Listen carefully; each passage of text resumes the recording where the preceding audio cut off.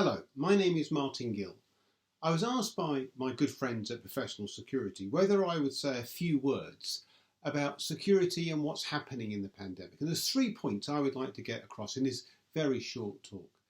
The first one is to talk about the importance of security as a sector. And the reason why I want to highlight that is because it's in times of crisis that security comes to the fore. In my view, it's a very underrated and undervalued sector. And my justification for that is that there's no strategy to coordinate the enormous benefits that it generates for different people. I don't just mean for its clients. In a way, that's the statement of the obvious. If it wasn't generating benefits for clients, they wouldn't pay for it. I mean the knock-on benefits. The national infrastructure, for example, is mostly in private hands.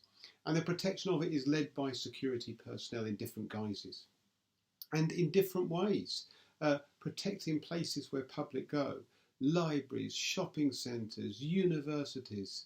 Many of these are protected by private security. So it's important, really is so great. It's a great adjunct to public police forces, and yet it's very rarely harnessed in any meaningful way. And that's a pity. And that leads to my second point.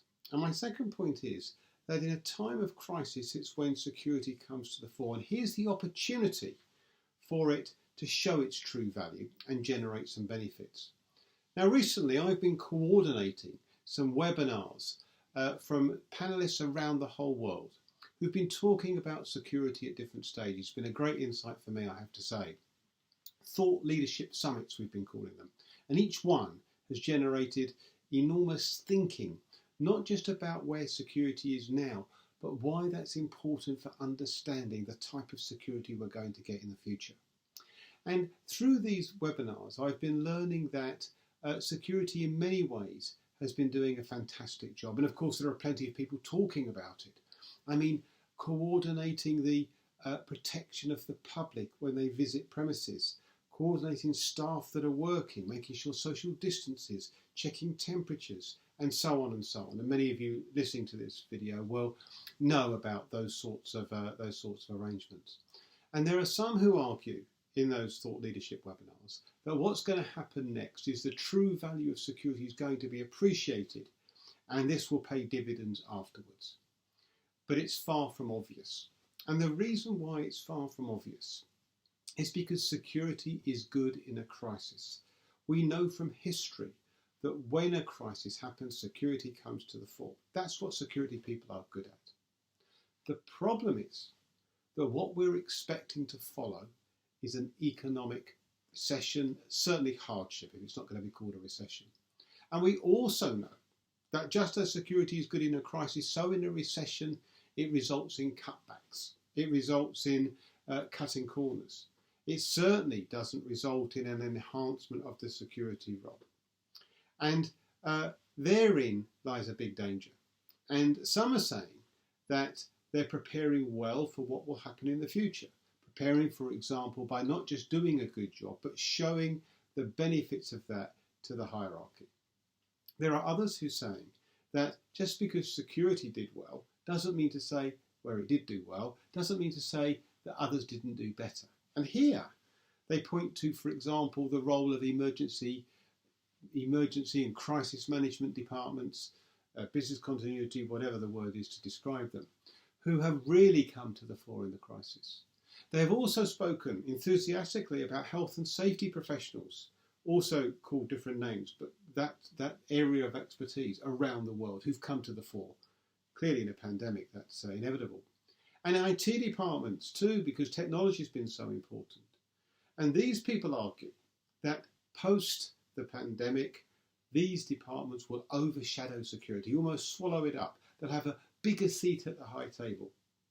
And therein lies a different danger. And to me, it's far from axiomatic that because security is doing a good job now, that will lead to benefits later. It certainly won't, unless the action is taken now to show how those benefits are being accrued and how they are long lasting and the difference they make on business operations.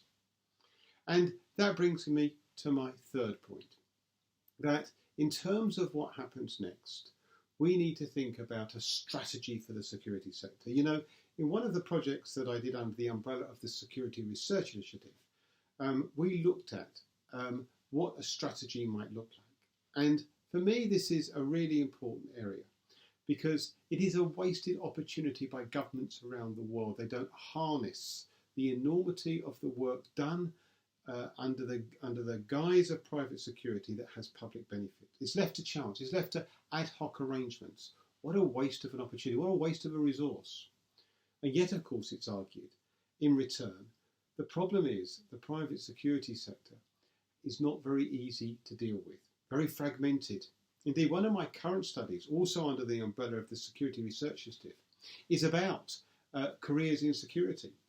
And what we're looking at is what are the factors that attract people to security and what could attract them, and what are the sorts of factors that will enable people to have a career. What needs to change? What needs to improve?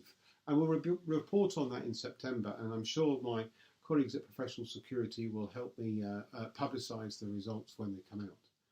But this is important because we need to think differently in the future about the type of security that's going to be provided then as opposed to now. Workplaces are changing. There's a lot more home working. Indeed, one of my panellists argued we need to remember that crimes that were in the home once were different to the workplace, but with people working from home, crime in the home and crime in the workplace overlap. And therein is the need to think differently. And there is the need to think constructively now. And what my lessons through my thought leadership webinars have taught me is that people are talking more about this, but they're not doing much more. And thereon and therein rests an opportunity and a need for action on behalf of the security sector. I'd like to make one final point about the world of security. I need no convincing how good those who are really good are. I need no convincing about the enormity of the benefits that accrue from outstanding performers. In my role as the coordinator of the Outstanding Security Performance Awards, which take place around the world, I get to see how good security is.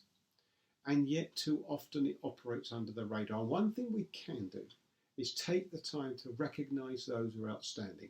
And in this pandemic, people have been outstanding. So I would encourage you to take an interest in the Oscars, theoscars.com, and do take a moment to nominate either a person, a team, an initiative or a company who you think is outstanding. These are not awards for awards' sake. These are awards to recognise those who are outstanding as opposed to merely good. So my thanks to my colleagues at Professional Security for providing me with the opportunity. Thank you to you for listening. And if you want more information, here are the details of where you can find out. Wherever you are in the world, stay safe.